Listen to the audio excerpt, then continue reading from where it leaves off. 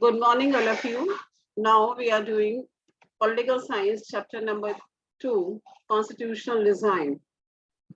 And now we will discuss what is a constitution.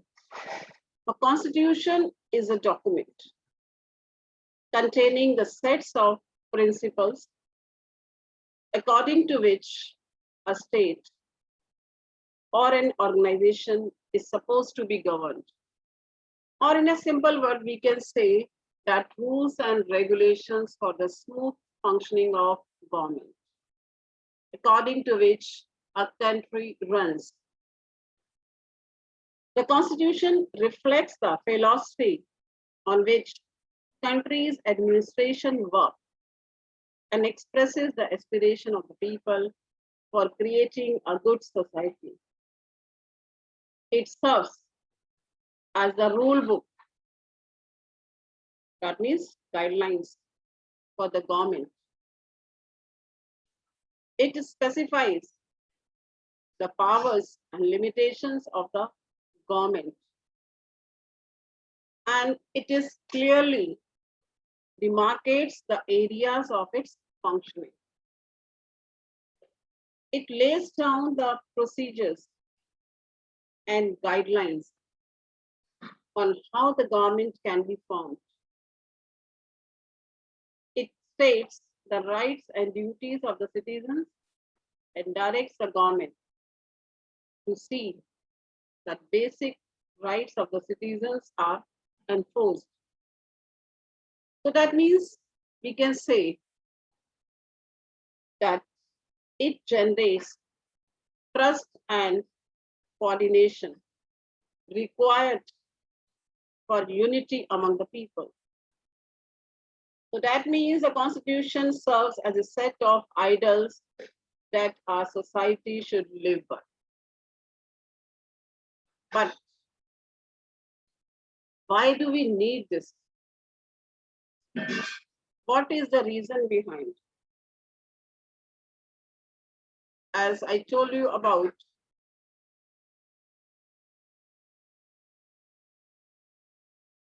we need a constitution. There are many reasons behind it. Number one, it generates a degree of trust and coordination that is necessary for different kinds of people to live together. As we have discussed in case study of South Africa, that how multiracial government formed and how will they trust on each other and how the coordination will be done by them. And that is through constitution, a written agreement. Next is the constitution specifies how the government will be constituted. That means how government will be formed. That, like in India, government is formed by the party who gets the absolute majority. That means more than 50% seats. It is also written in the Constitution. And who will have the power to take which decisions? Like, what are the powers of legislature? That means parliament. What are the powers of executive? And what are the powers of judicial? So each and every power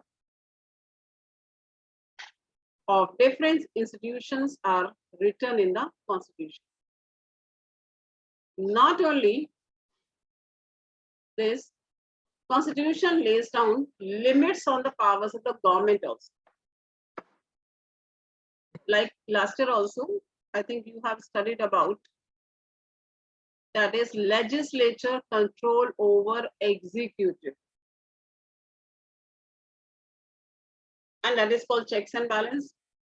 So that is the limitations on the powers of the government. And not only it limits the powers of the government, but Constitution tells us what are the rights of citizens. That is our fundamental rights. That are other rights. All are specified in the Constitution. It also protects or safeguard the interest of minorities, the backward classes, the weaker sections, and not only this, Constitution expresses the aspiration of the people that about a good society, how to create a good society. And for that, in our Constitution, that is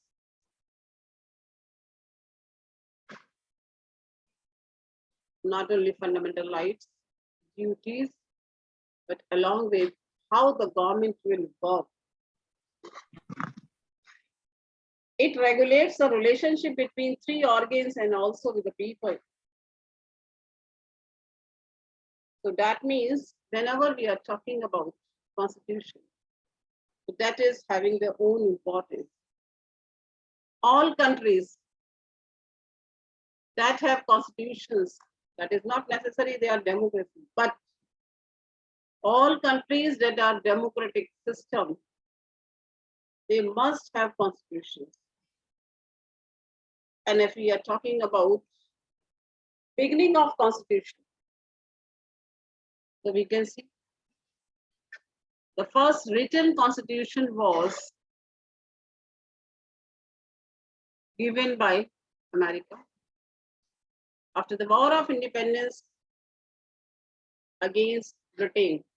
This we have already discussed in French Revolution also, that France helped America to get independence from Britain. So America had given first written constitution.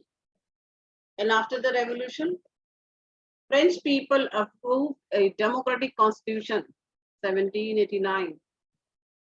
And after that, it has become a practice in all democracies to have a written constitution. Can anyone tell me that is there any oral constitution also, verbal constitution also? And I think no. Yes. In Britain or United Kingdom, their constitution is based on customs and traditions. They are not having actual any written constitution. And that's why British constitution is most flexible constitution of the world. And if we are talking about the rigid constitution, can anyone tell me which is the most rigid constitution of the world? That is America. Indian Constitution. No. That is America. So most flexible constitution of the world, British. Most rigid constitution of the world, that is US. And Indian constitution is flexible as well as rigid, because some provisions of the constitution can be changed, can be amended through simple majority, and some provisions of the constitution can be amended, required 3/4 majority and approval of states also. And that's why it is called rigid constitution. And now we will discuss about making of the Indian constitution. That means in which circumstances we have prepared our constitution. Can anyone tell me about this thing? What were the problems we faced while making the Ma'am, Indian can I constitution? Ayush, tell me. Ma'am, while the Indian Constitution was in make, ma'am, there were many sections of society in India. And ma'am, all wanted some privileges given to them. Also, ma'am, India was partitioned into Pakistan and there were many princely states who have to be entered in India. Yes. So ma'am, Very the good. constitution had to be made. 1 minute. 1 minute. So you have any other student is interested to tell me under which circumstances Indian Constitution was prepared? Anyone? No? Okay, now good, Aaron. You have given a very good points. तो सबसे पहले हम बात करते हैं South African Constitution, the case study we have discussed. So India's constitution was also drawn under very difficult circumstances. And सबसे पहली problem क्या थी? What was the problem? That diversity of the country, India, which is a large country, diverse country, diversity of क्या diversity? Religion, language, region. So it was not easy to make constitution such a large and diverse country. And not only that, the people of India were emerging from the status of subject to the citizen. Because during the colonial period, they were considered subjects. Because British considered rulers and Indians considered subjects. So that was the problem. When India got independence